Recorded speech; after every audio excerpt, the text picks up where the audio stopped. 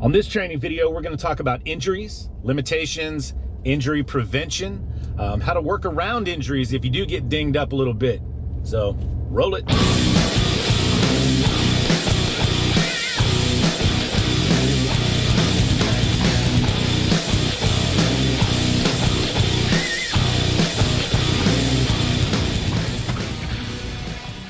What is happening? Welcome to Project You versus You.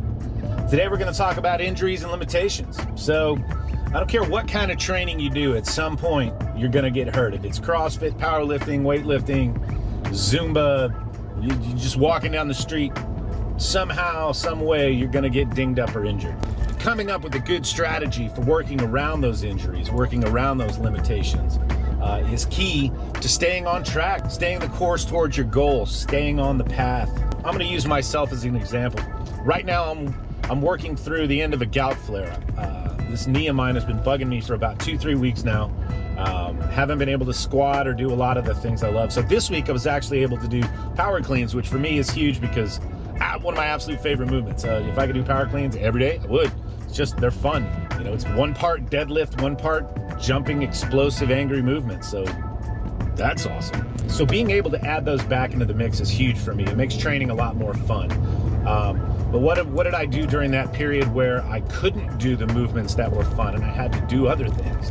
And I thought, okay, well, during this period where I can't do the movements that I normally do, that I really enjoy, why don't I focus on some of these other things? So I focused on bench press, really focused on back work, biceps and triceps. So that kind of reinvigorated me to continue to work as hard as I possibly could. And naturally there were a few days where I was down for the count, and that's the way that went. There was just no two ways about it. I was not going to be able to get up and walk because the knee hurt so bad. So during that period, I really focused on staying true to the diet.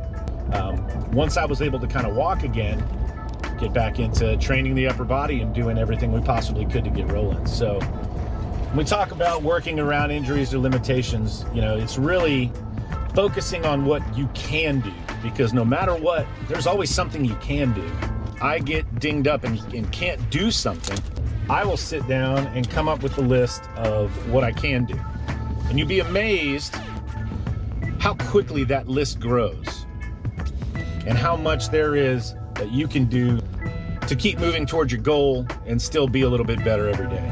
Like I said, it's pretty exciting to be able to add back some more movements this week. Was able to do some box squats, just working in as much as I can until this knee's right and I got a little more range of motion. But here's some training from this week.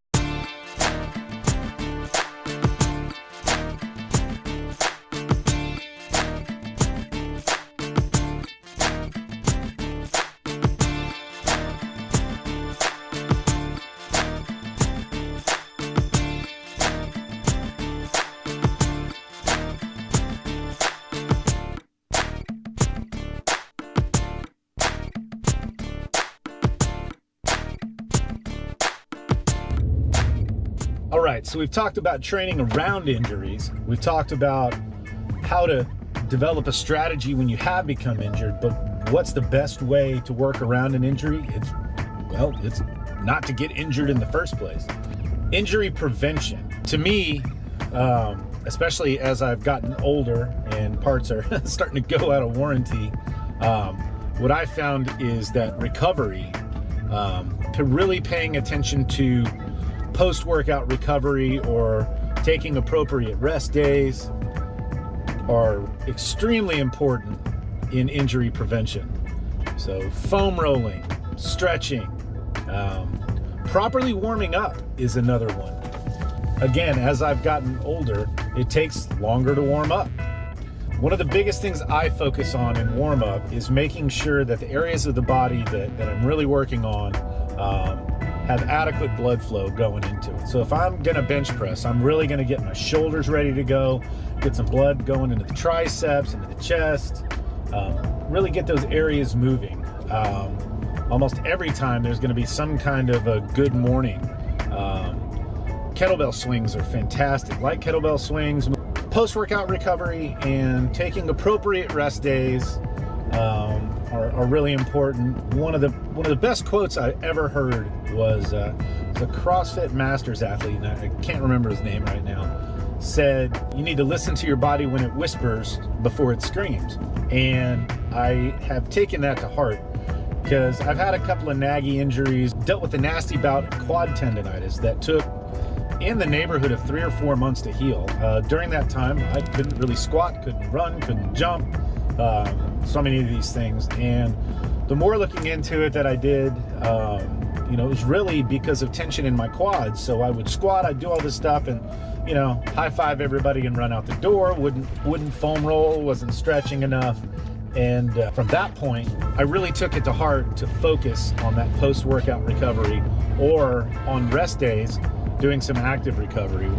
One thing that I did do that really helped out was I bought a Compex. I think it's the Sport Elite, and the various programs on there have been extremely helpful in not only avoiding injury, but when I start to feel one coming on, really using that device to get blood flow into the areas that need healing, and also at the same time to rest those areas and lower the intensity on movements that are exacerbating that injury. So the bottom line is, listen to your body.